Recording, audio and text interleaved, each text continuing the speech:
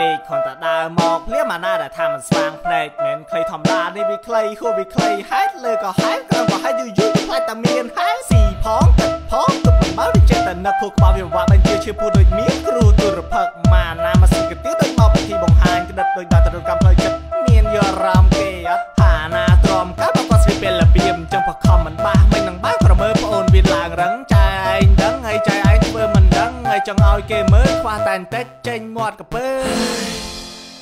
សុំតោស្ដាប់ទៅដូចអសិលធម៌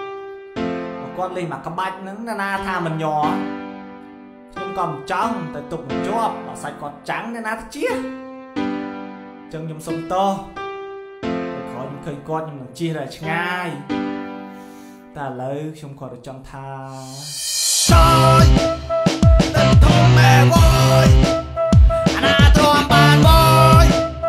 ក្តារមុខចង់វយ